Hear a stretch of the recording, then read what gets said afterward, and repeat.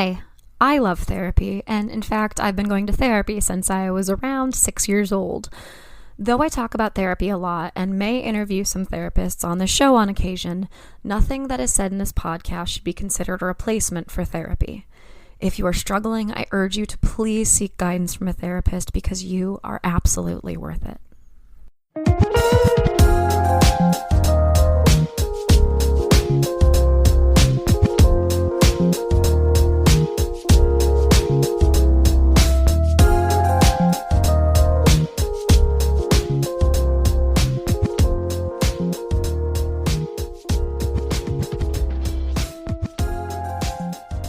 Hello, everyone. You are listening to Wine, Dine, and 69, a podcast about dating, relationships, sex, and self-love.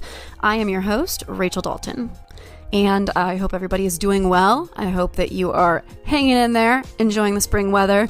I hope everyone is a little more hinged. That sounded weird, but that is the opposite of unhinged, which is what I am. I hope everybody's a little more hinged than I am these days. Really diving into a lot of self-care right now, spending time with people I love, being vulnerable, having vulnerable conversations, still absolutely exhausted. Just like working through some stuff that I'll share with you at some point in the future. It takes over every minute of my everyday at this point in my life. And so, this podcast is a little bit of a break for me from that. In the middle of a crazy, crazy week, I am officiating a wedding the day after this podcast airs. My dear friend Sarah is getting married, and I am super honored to have been asked to officiate. Had to get ordained and everything, so I'm Minister Rachel at your service. It's weird, though. I actually have a sticker for my car that allows me to park in clergy spots now. So that's kind of a weird perk, I guess. But as they say, with great power comes great responsibility. So anyway, with that, I have a bunch of reports due at work. I'm doing some side gig stuff this week, getting ready for the ceremony. It's just like a lot on top of all of the other a lot that was already happening in the last few weeks. So, I'm excited to kind of get away from that for this episode, which I had such a blast editing. And it is so informative. I learned a ton and really, really love this guest. My guest today is Cindy Sharkey. But before I get into introducing her, I want to talk about something very relevant, very topical, and that is Taylor Swift. I know you thought that this was a safe space and that you were free of all of that, but what I have to talk about here is less about the intensity of the stardom that she has and less to do with, I don't know, she's running the world right now. And to be fair, I think that she's a marketing genius. And I think that she is a very talented songwriter. And so I hesitate to talk about this because I want you to know that I'm coming from this place of really admiring and liking Taylor Swift. She got me through my last breakup. But I gotta say something. And I think that it is important to say now, on the date that she is releasing her new album. We all need to take a pause and keep in mind that we have no idea what happened between Taylor Swift and Joe Alwyn. We have some sense of the fact that he wanted a more private life, which she was really into at that time because she was kind of sick of the fame. And then, throughout their 6-year relationship, she wanted to bring the relationship more into the spotlight, and he didn't. Whatever. We don't know. And it's been really, frankly, scary to see some of the Taylor Swift stans coming out and making assumptions. And what I want to talk about here, this is a jumping off point for what I really think is the important thing to discuss here. And that is, there are two sides to every story. And the truth is usually in the middle, in some form of gray. And it is dangerous to just take one person's experience and they're not even telling you what the experience is. It is important not to extricate too much. And I know that's part of the fun of being a Taylor Swift fan, is trying to figure out what she means and all the symbolism and everything. But especially when Joe Alwyn hasn't spoken out about what has happened, it is so important not to make assumptions. We have no idea what happened. We were not in the relationship. I honor and love the fact that she, as an artist, takes the opportunity regularly to express herself and express how she feels in her music and, write about her life. I do that, and I completely am here for it. I love it. It is dangerous, though, to take one person's experience as fact. The fact of the matter is we do not know what happened. And who knows? Maybe it does have to do with the limelight. Maybe she did feel suffocated, but maybe there were things going on his end too that we absolutely have no idea about. I think that it is important to not demonize one person because the other party is coming forward with their experience. We can value person A's experience while not villainizing and completely demonizing person B. I don't even know if anybody who would take that stance is even listening to this show. Probably not. But I think it is so important to keep in mind that we are getting one side of the story, and that does not mean that it is fact. That can be one person's truth, and that can be the truth of their experience, but that does not make it fact. And we cannot and should not demonize one person because of these little pieces that we are gleaning from the other party's narrative. Because the fact of the matter is, your story can be valid, and it can be, your experience can be true, and I will stand by that. I will stand by that till the end of the world. Like, your experience is your experience, and nothing can take that away. It is valid. However, your experience is not necessarily fact. It probably is part of the facts, right? But the only head that we are in full-time, 100%, is our own. We can't know what's going on for other people. And, this is an important lesson that I learned, and I guess I feel kind of defensive of Joe Alwyn in this way because I learned this the hard way a few years ago when I made a lot of assumptions about things that were going on, and other people made a lot of assumptions about me. And I thought I had it all figured out. Like, I thought that my narrative was fact, and these other people were wrong, and that I was right. And the fact of the matter is, with time and distance, I've realized that there were things going on that I had no idea about, or that I hadn't, opened myself up to yet. And also that there were some things that I was correct about, but there were also some things that I was wrong about. Truth is never black or white. It is almost always somewhere in the middle. So I encourage everyone, while they are enjoying this new Taylor Swift album, which I think that you should. Again, I think she's a very talented artist. I think she's a master marketer. Oh my gosh. I think she's brilliant. But I encourage you not to take her word as fact. Appreciate it for the art that it is. You can empathize and feel for her in her personal experiences and still know that maybe it's not the full picture.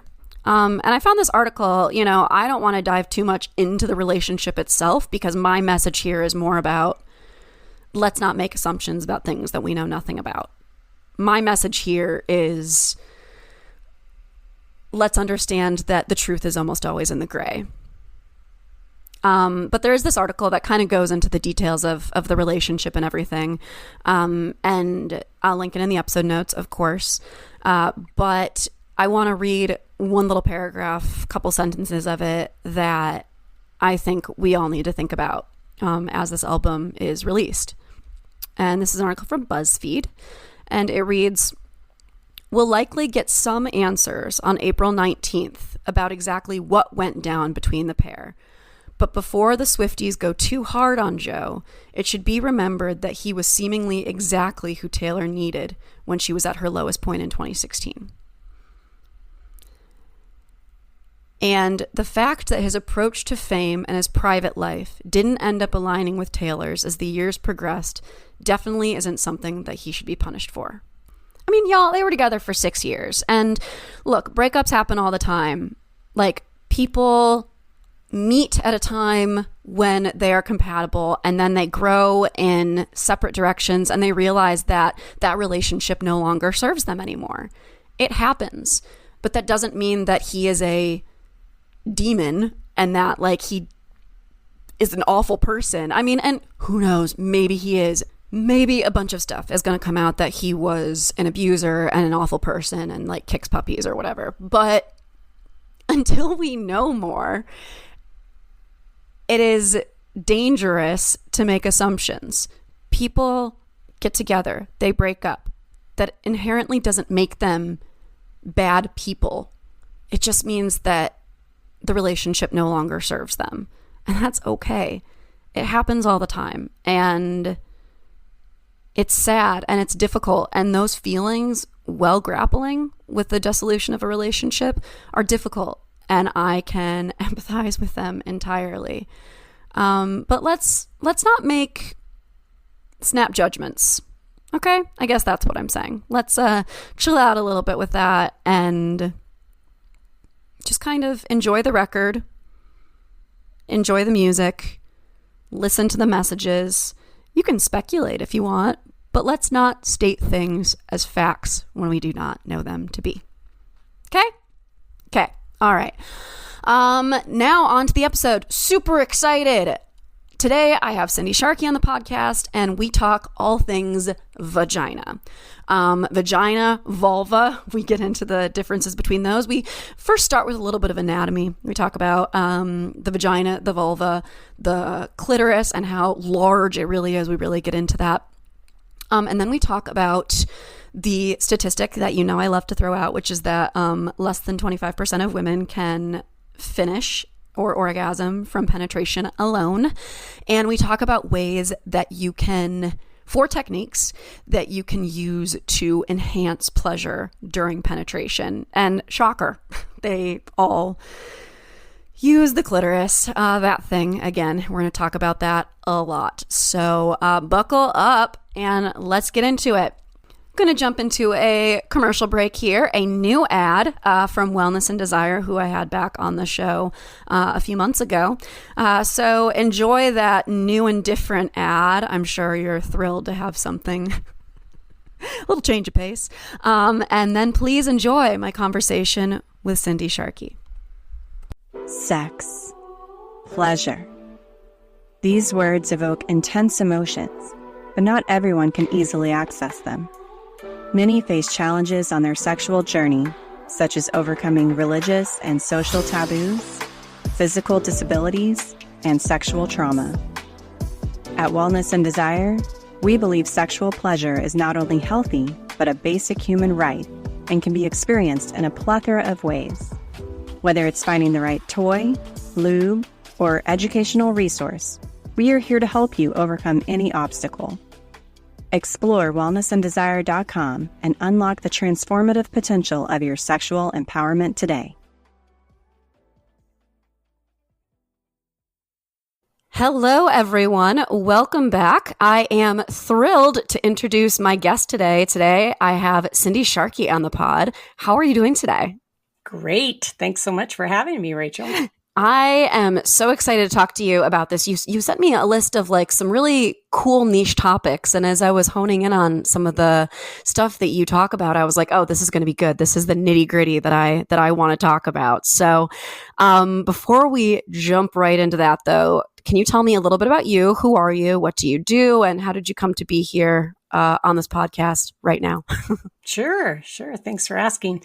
My background is in nursing. I've been a nurse for over 3 decades, and a lot of that was in women's health, and a lot of it was in education for women. So I started way back in the day, labor and delivery and, childbirth education. And and just really talking to women day in and day out, working with women day in and day out, and found that they really didn't have the education they needed through their life stages to experience pleasurable sex, and also to shift and evolve through the seasons of life. I worked in OBGYN back office for several years, and all of those years, the back office nurse is the one everybody talks to, right?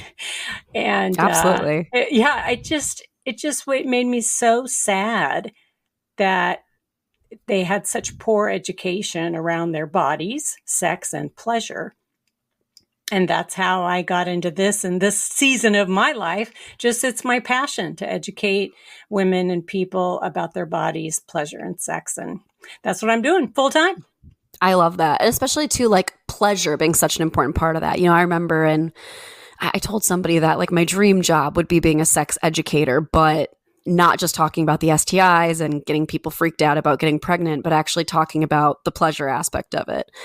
It'll probably never happen in my lifetime, but I would love it if sex education would be a little more inclusive in that way. Well, the great thing, Rachel, is people like you who are opening the conversation about sex, about pleasure here on your podcast. And that's a great way to start being part of the solution and that's true. It's part of the education. Yep. Absolutely. And, too, I think about, you come from this nursing background, and so many of the medical things that we face today, like a lot of the medical tests, I just read something that said that there was a statistic that, we're taught that people need to sleep for 8 hours to get the right amount of rest. But actually, that statistic was found based on testing on male bodies. And a lot of women need more sleep than that. But because we've been taught that it's 8 hours and that's like the magic number, people are not getting as much sleep as they need. So really, it seems like historically throughout medicine, women's bodies have been just kind of bulldozed over. I agree with you 100%. I think that medicine's been developed in so many ways for men.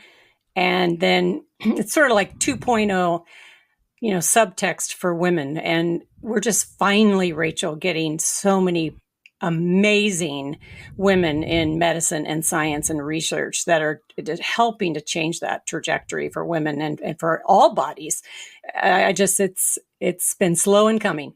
That's for sure. Definitely. But it's happening now. And I mean, I love seeing all of the women in medicine and, watching people go to med school who I know. And, if I were 10 years younger, maybe I would have taken a different path. I'm like, oh, like I think I maybe would have liked being a GYN. Who knows? Different life, maybe. But going to the pleasure aspect of things. So let's jump into it. We're going to be talking about a lot of physical things here about the vagina and how pleasure works through different aspects of the vagina, because, a penis is a penis, and not to say that it's purely simple, but you kind of do one thing to it and you get the result, and it's kind of that way every time, more or less. Whereas the vagina is so complex. And I think that it's important too to mention, and I misspoke about this for years, vagina and vulva are two different things. I'm so glad you're gonna go there, because otherwise I was gonna jump in. So yep. Go ahead. The vagina is the internal anatomy, mm-hmm. Whereas the vulva is the external. And I'm on the sex subreddit all the time, and there are women talking about like, oh, I've been told that I shouldn't clean my vagina because it's a self-cleaning organism. And we're like, and it's like, okay, like, yeah, but you can clean your vulva. And they're like, wait, what is that? What does that mean? How is it different? Mm-hmm. So another area where there's a lot of sex education lacking. But what are some things that people should know about the complex, beautiful organ that is the female anatomy? Well, let's zero in on the clitoris, shall we? Oh, yeah. That's where I want everybody to zero in on first all the time. Because the clitoris is the key to pleasure. Its function is pleasure.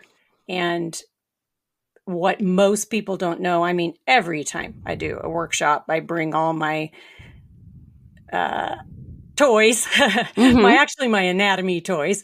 And I demo trying to describe the clitoris is not just the glands or the head that you Mm-hmm. see on the outside, the little tip that you, the little button, people call it, whatever, on the outside. There is a whole network underneath that you can't see.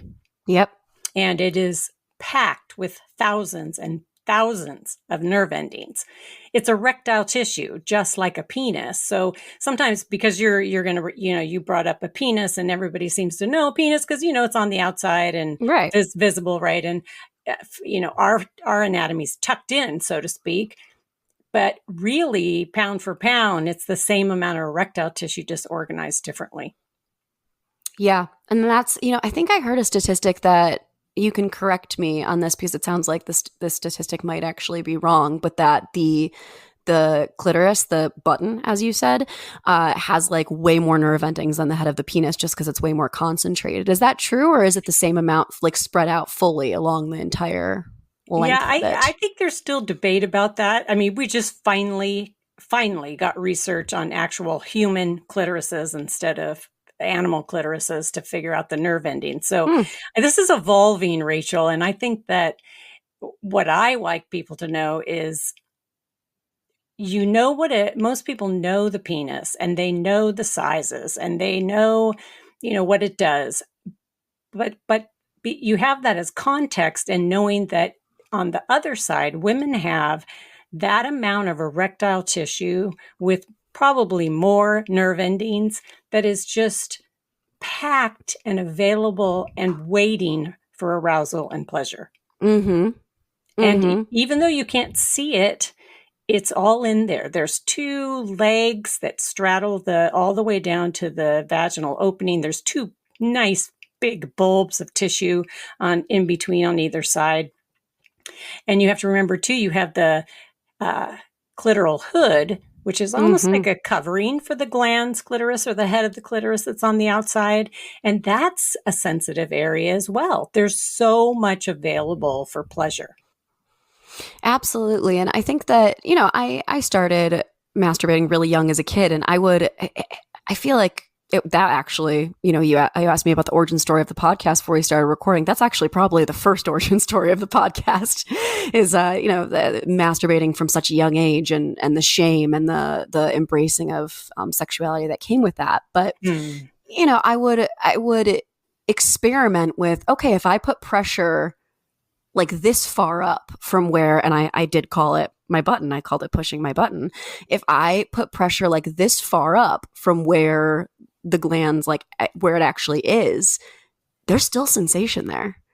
Mm-hmm.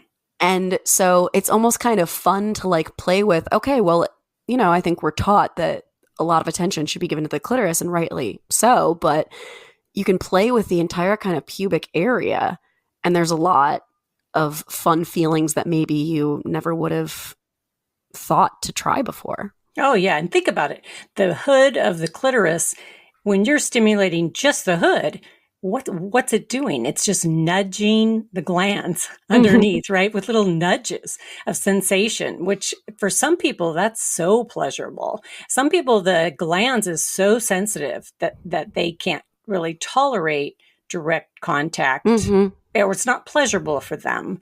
And they can use the hood as a little nudge, or a lot of people like pressure on the pubic bone. And Yep. and remember, the labia, or the lips on the outside that are part of your vulva, what's behind those? The legs and the bulbs of the Mm-hmm. clitoris, right? So many ways to stimulate all the parts of the clitoris. And like you're saying, with all different ways from the outside and the inside, but there's a lot of ways from the outside. So what are some things that you would recommend if somebody, who's hearing this and like, oh my God, I had no idea that, the clitoris was as big as, which I've said that before. So like if you're Sure. if you're new here, then like, you get a pass. But I say that a lot.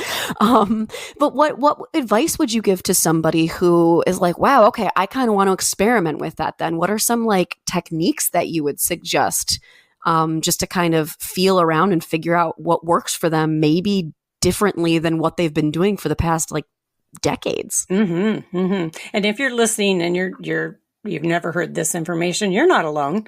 Oh, no. Like Rachel's saying, listen, I do workshops. I did one last week. I have one this week. I know I'm going to hold up all my anatomy little demos, and I'm going to have half the women at least will say, had no idea. Yep. None. Never heard that before. So just to let you know, you're okay. And this is great because now you're going to learn now, and then you move forward from here. So my suggestion is to either like get on my website. I have some demos on there. I have they're not live demos. Okay.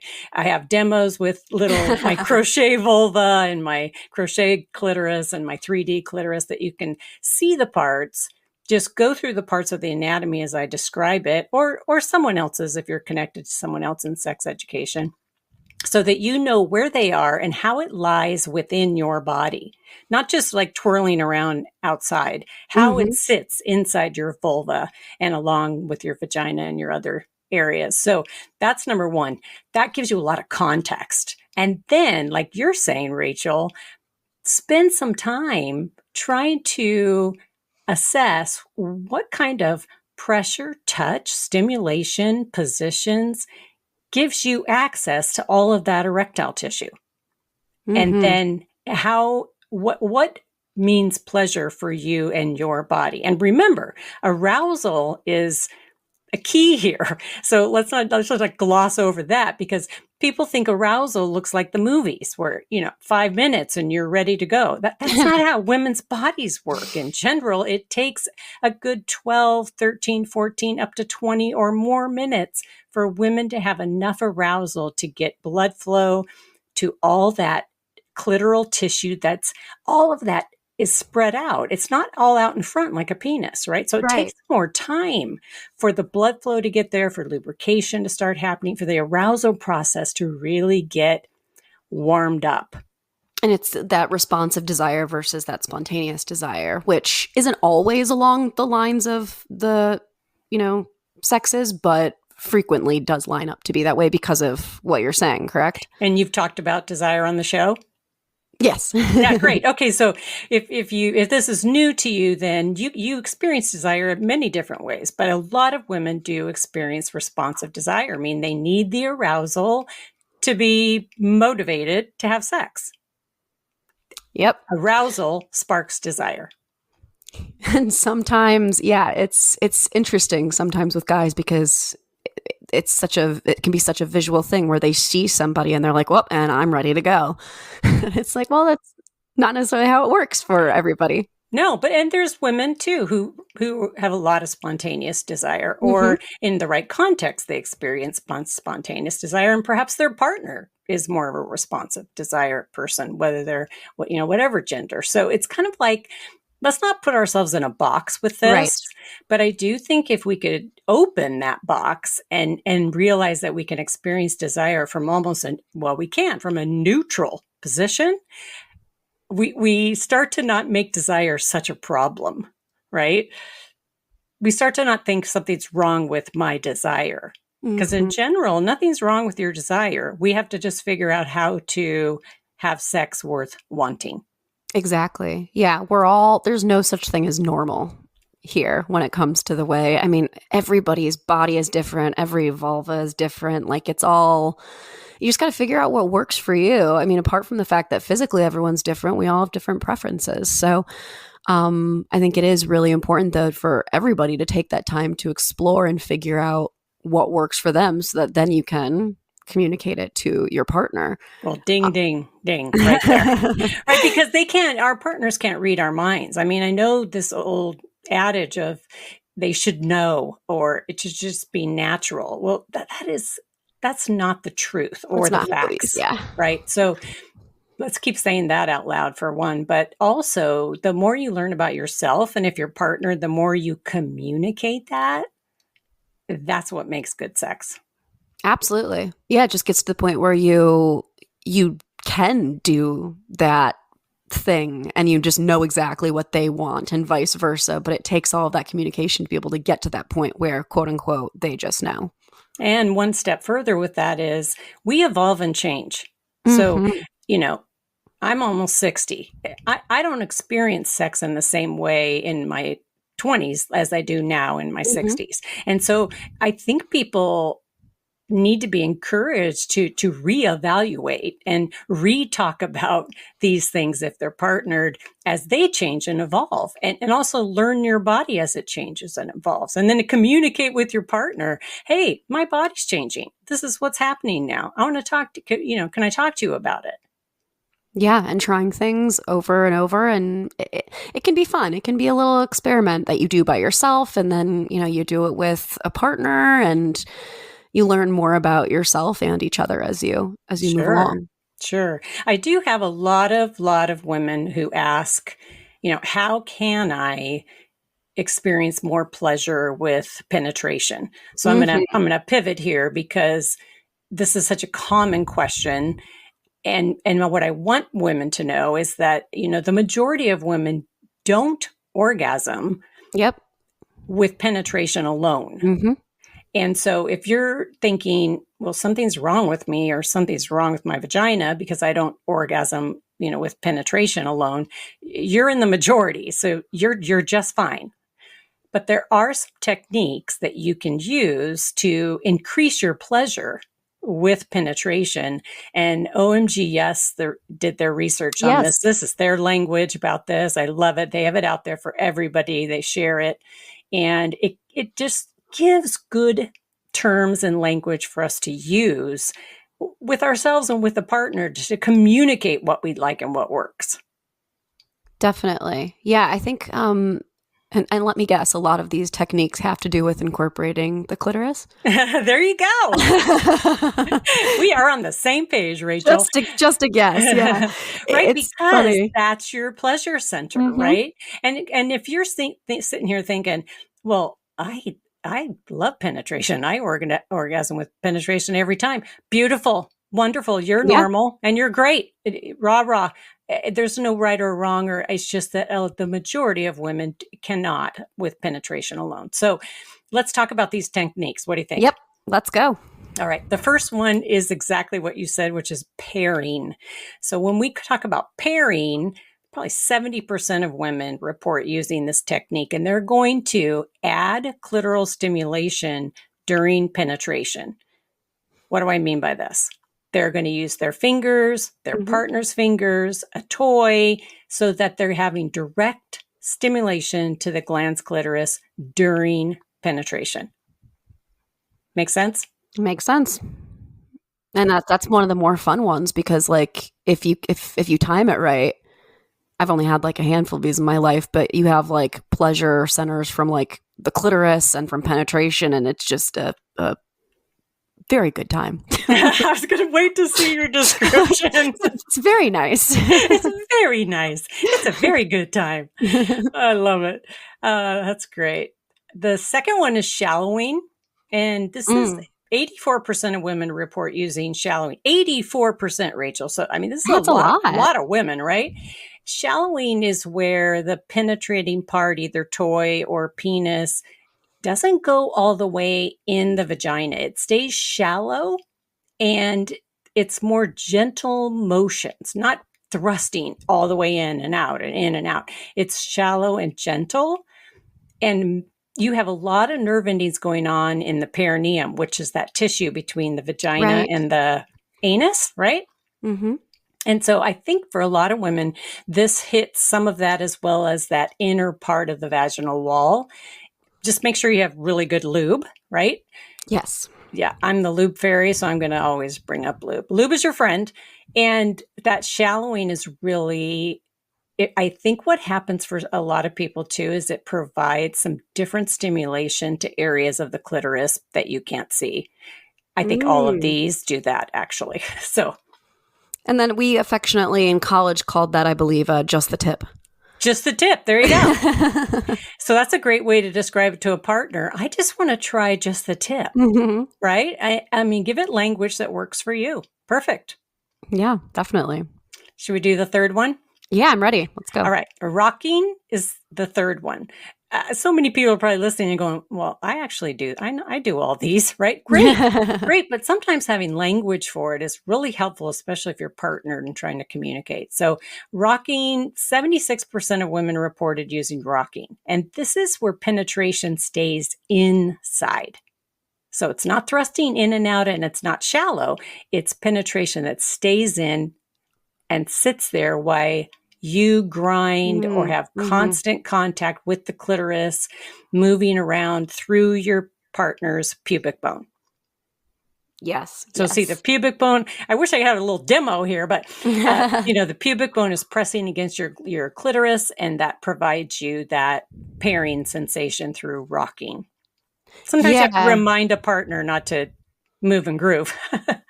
Sure. Yeah. No. And it's like, okay, let me be in control here. And is that generally easiest to do when the person with the clitoris is on top? I think it helps them have a lot of control over that. So I would say yes. However, this position is really what you're talking about with the coital alignment technique. Yes, I was going to bring that up. Mm-hmm. Because this is the same kind of idea of you're making constant contact with the clitoris, right? You're pairing, but with penetration that stays inside, because that's with a woman on her back, right? And the penetrating partner's on top. So they move themselves slightly up, not so they're so aligned face to face, but their pubic bone is against your clitoris. And then rather than that thrusting, right, that we said, you're grinding and using your partner's pubic bone for that pressure. Yeah, now that I think about it, there's a reason that like dry humping was such a big thing when like you were a teenager, right? Because like it's stimulating those things and helping with that pressure and that friction, exactly, that both parties can enjoy. Yeah, exactly. Yeah, interesting. So I think sometimes if we think about, what are the different ways that we can align our bodies or position our bodies to allow more contact with the clitoris. So the last one is angling. 88% of women say they do this. So, the vast majority. This is where you're positioning yourself by rotating, raising, or lowering your hips in such a way that gives access to more of your clitoris. This could be with pillows or, positions, maybe, tucking your pelvis one way, one leg up and over a partner, these kinds of things where by what you've experimented with that you get your body in this position. And that's going to hit just the right spot. That's angling.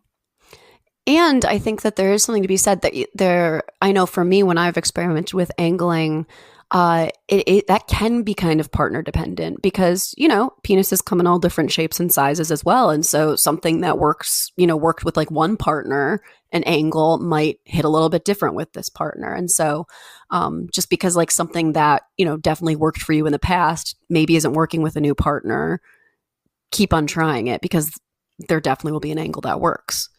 That's might have been my experience anyway. Yeah, that's great advice. And I do think, an add-on to that is that different positions are available to different kinds of bodies too. So, if you want to try like this coital alignment technique, it doesn't require a lot of gymnastics, so to speak. So we want to be thoughtful for people and what's available to them in their bodies and then how they can incorporate, something that's going to work for them. Definitely. Now, in terms of penetration and some of the things that go along with it, Kegels, we were taught about Kegels from, I feel like I heard about what Kegels were way too young. Like before I'd even had sex, like there was this focus on like, you have to keep it tight. You need to bounce back after pregnancy. Like just a lot of, teenage boys. Yeah. A lot of language. Yeah. A lot of teenage boys like saying things when they had never even like been within 10 feet of a vagina. But in terms of Kegels, I know that working with flexing those muscles and using those muscles during penetration can make it pleasurable for you and for the partner. Is it a fact? Is it a myth that it keeps the vagina tighter? can they be beneficial? Should women be doing this for that reason or for any other health reasons if that particular reason is bullshit, which I suspect that it is? Well, the loose vagina business is, I'm just so over that. I don't adhere to that. The vagina is meant and designed to stretch and then stretch back. I mean, it births babies, okay? Yeah. It can certainly handle penises of all shapes and sizes. So that idea of it, a loose vagina, is just not fact. Now, the thing with Kegels, and if you would talk to any pelvic floor or physical therapist, and I've had several on my show, and I've actually gone to therapy because I really wanted to understand how this can help people. Oh, it is. I'm like, raising the flag for anybody who will listen to me about this. But okay. They will tell you they don't actually want people to start in with Kegels if they think they have any kind of pelvic floor dysfunction, because what they're finding is that with women, well, and men too, more often than not, their pelvic floor is hypertonic, meaning too tight, rather than hypotonic, meaning loose. We're taught to tuck in and hold in and suck up. And so many of us are running around with really tight pelvic floor muscles. Fascinating. Okay. However, on the flip side of that, if we can loosen through therapy and lengthen those muscles to then work properly with a Kegel to stay toned, that's ideal. Got it. And it does, you're right, it does help people have more pleasure. Some people really engage their pelvic floor muscles well, and it does add to their pleasure. But remember, there's so many muscles, 14 to 21 muscles in there, and some of them attached to the clitoris. Oh, okay. We're back to that thing again. Well, there we go.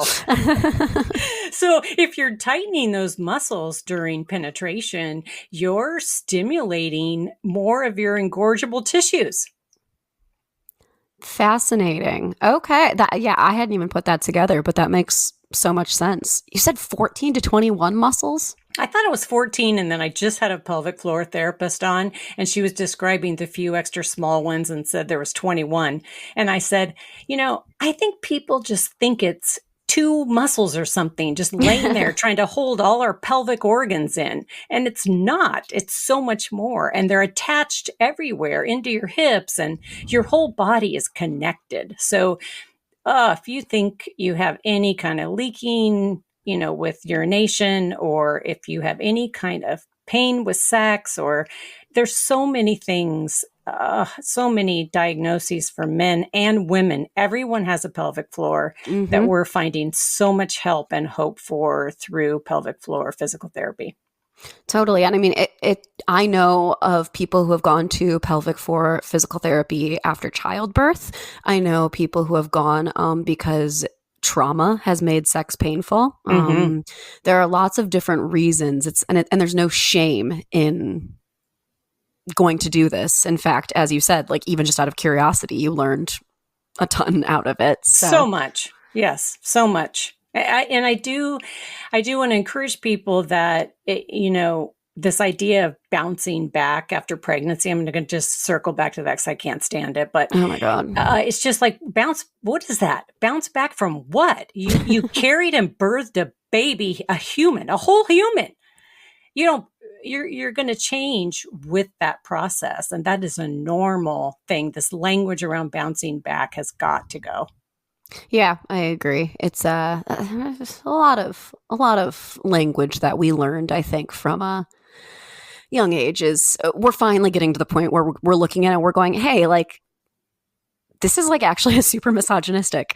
So, which I'm glad for. I'm glad that is one of those things. Well, another question I have about kind of like some of the functions of the vagina. Oh gosh, where do I go here? Let's start with squirting. Okay.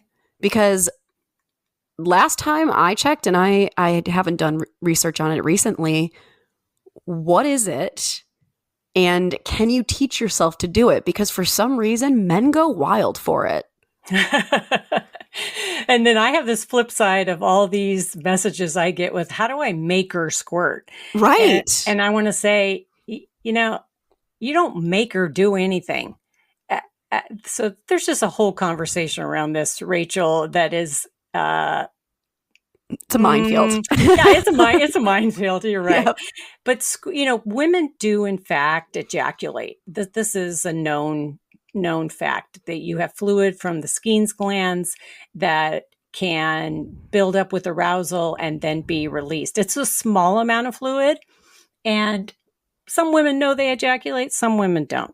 It's not something that, well, it's like one more thing I don't want women to put pressure on themselves around. Right. Because and to move on to the squirting piece too, because I get so many messages, well, how can I squirt? Well, how come I don't squirt? Well, what's wrong with me nothing's wrong with you. This is just more pressure on women to do things That are important. Well, if they want to do it, great. If they want to learn something new, great. But the pressure does not bring more pleasure. Right. And that's key. Like, it's one thing if you want to learn about these things to experience more pleasure.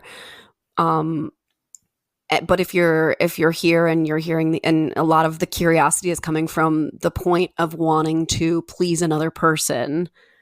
And I feel like I wish someone had told me this, even just 5 years ago, like, take a few minutes to focus on your own pleasure, because that's important too. We live in this very penis centric society, and I think it's important that we need to remind ourselves. And this squirting example is a great example of that. That there are things that people may want or expect, but try to bring the focus back to you and your pleasure, because if you're feeling pleasure, then your partner will feel pleasure, because isn't it hot to turn the person that you like on? Oh, yeah, 100%. And women report squirting outside of ejaculation. So I want to just circle back to that, Rachel, because even though there's still quite a bit of debate about this topic, because again, so much, it's hard to evaluate research wise, and there hasn't been a lot of research around women anyway. But the women that report squirting are talking about fluid that comes from the urethra. So not the Skene's glands. And it's chemically different, but has some traces of urine in it because it comes through the urethra. The urethra is the tube your pee comes out through. Right. So usually with squirting, this is more than ejaculate. It could be mixed with ejaculate. It could be separate from orgasm. It could be with orgasm. It's usually with really heightened arousal and stimulation of the urethral sponge. So Fascinating. There's a lot of becoming a lot more interesting information around this topic. And I guess what I want to do is give women the freedom to explore and also to not explore. Some women are like, he's pushing me and he's stressing me out, trying to figure out if I can squirt, and she's miserable, right? Yeah. Well, if that's your situation, then this is the kind of thing where the conversation gets so skewed. And yet at the same time, on the flip side, if you're like, hey, I want to explore, well, then go for it. Absolutely. Yeah. I think that's important too. But I had no idea that. So squirting and female ejaculate, are two different things, but sometimes there's a little bit of crossover. Maybe it sounds like. Well, you have to remember women lubricate to various levels, right? Right. And then they have the ability to ejaculate fluid from the Skene's glands. This is usually a small amount of fluid, not like people who are saying that they're squirting a half a cup of fluid or, I was going to say cc's, but, and then there's women who report, and many women who report more fluid than this little bit of ejaculation that is very watery and comes through the urethra. So I don't discount, even though there's a lot of urologists, we're still trying to figure it all out to give people the whole nuts and bolts about the whole thing. But I would just say, give yourself freedom to explore if it interests you. If you're not into it, no pressure.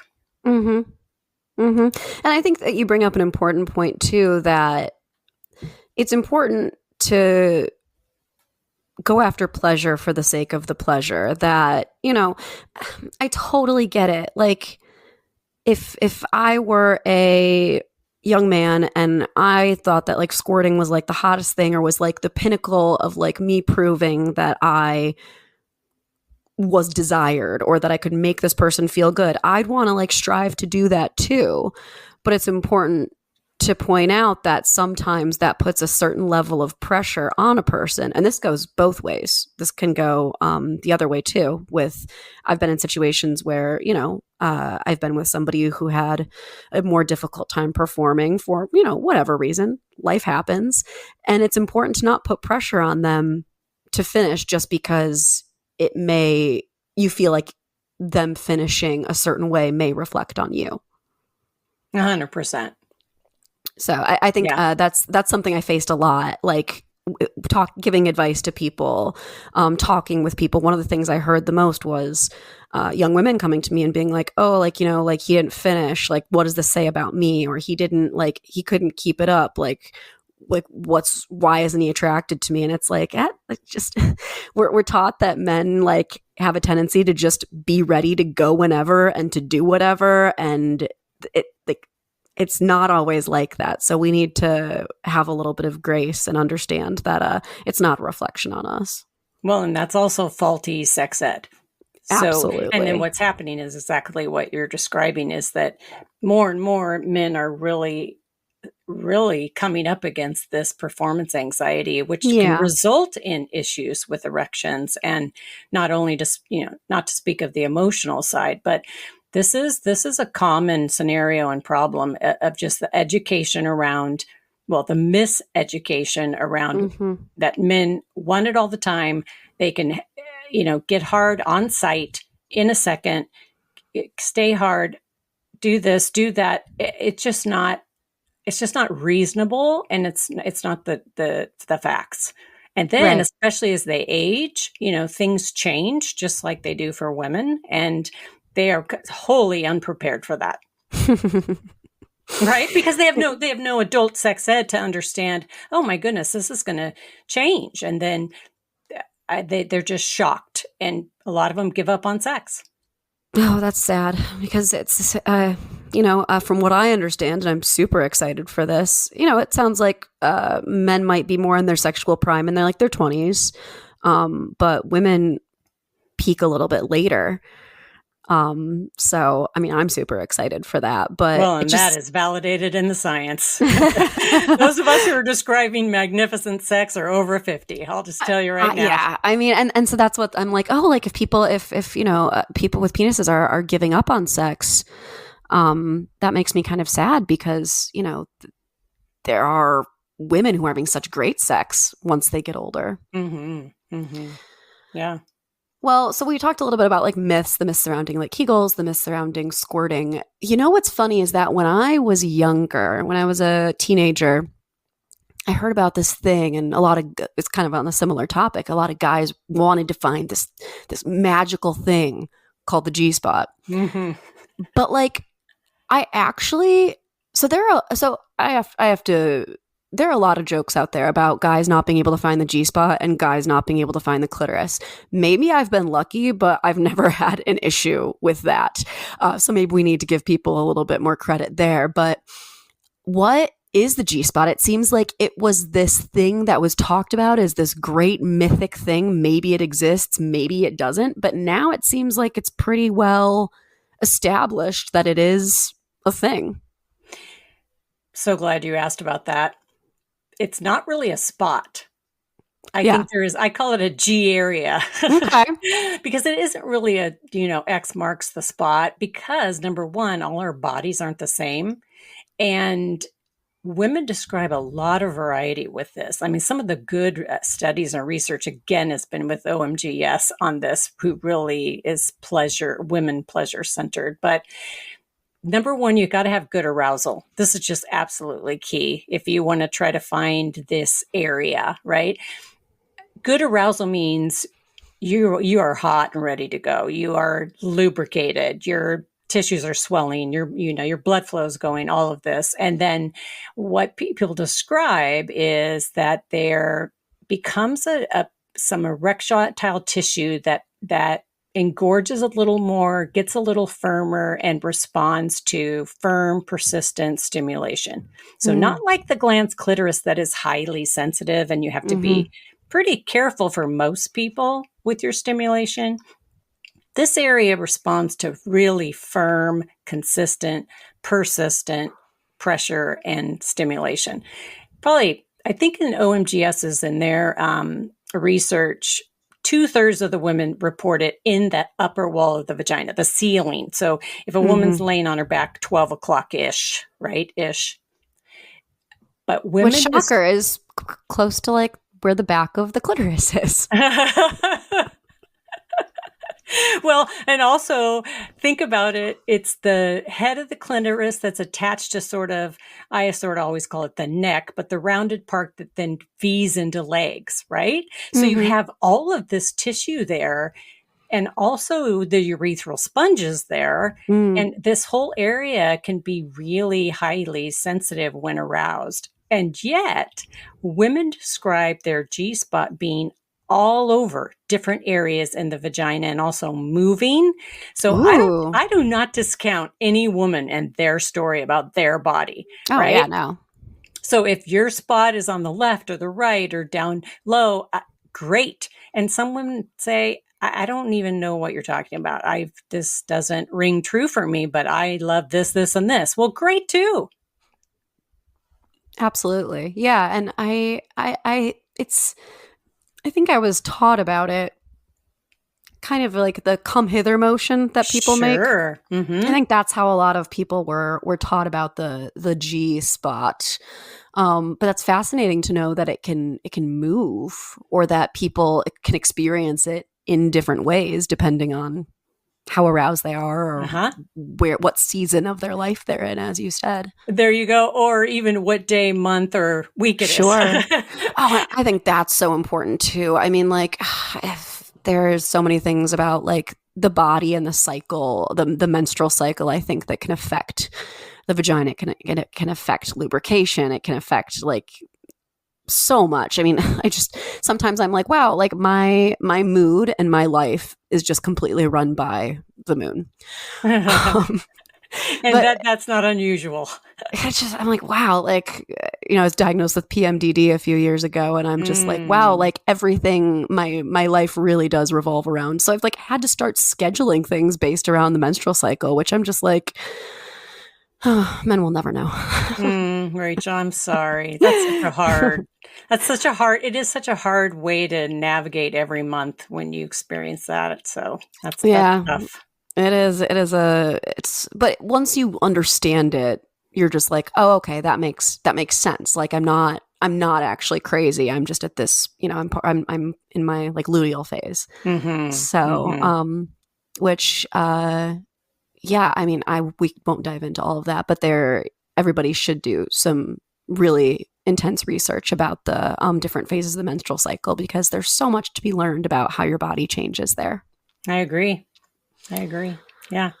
Well, in terms of the clitoris and penetration, we talked about pairing being one of the things that people do, which is to use either their fingers or their partner's fingers or a toy.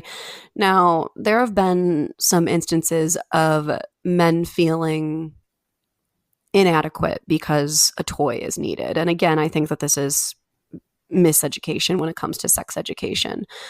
But what are some tips that you have for couples who maybe are nervous about using toys, or who are curious about it but don't know where to start? I love this question. Yeah. And the way you're phrasing it is perfect, because some people are just curious. And what if one partner's curious and they've never talked about it as a couple? So it starts with conversation. Like, hey, I listened to this podcast and they were talking about sex toys that are specific for couples. And because there are wonderful ones out now, teeny tiny, put them on your finger, teeny tiny bullets. I mean, all sorts of options that are available, and some of them really specific for couples. And have a conversation about it. That's where it starts. And not like always start with the good, not like our sex sucks or I hate having intercourse, but more in the line of I figured out that I could probably have more pleasure during intercourse with this kind of stimulation. Would you be open to exploring that together? Mm-hmm. I'm curious about it. And you may have to give them a week or so to kind of mull that over, because there is a lot of taboo and stigma around toys, and there's a lot of misinformation, like you said. Yeah. It in no way means that you're not enough. No, it doesn't. I think one of the adages, one of the mantras I have is it's an addition, not a substitution. I love that. Yes, it enhances the experience. Exactly. You're not I see. you're trying to add a little something, not take, not to substitute a partner, but to add in. And you know what makes it easier is if you shop together. I mean, everything's Yes. online now, Rachel. You don't even have to go to a shop, though. That's fun. And people, they are so knowledgeable, and people can make it a date night and have a Oh, blast, yeah. doing that. But if that's intimidating and you wouldn't even think of stepping foot in a shop, you can just get right online and check out some things together. Laugh your heads off. Also, like, oh, that's interesting. Oh, wait a minute, that looks fun. Well, that's intimidating to me. Talk about things and come to an agreement about one or two you might want to try together. Sure. It should be fun, right? Sex is fun. It's your playground. It's a place to play. Absolutely. And that actually leads really well into Dr. Matthews is part of Hello Playground, which is an excellent source for sex education. So bringing that up again, shouting that out. Hello Playground's great. Well, what do you wish that people who don't have vaginas, don't have vulvas, will take away from this conversation?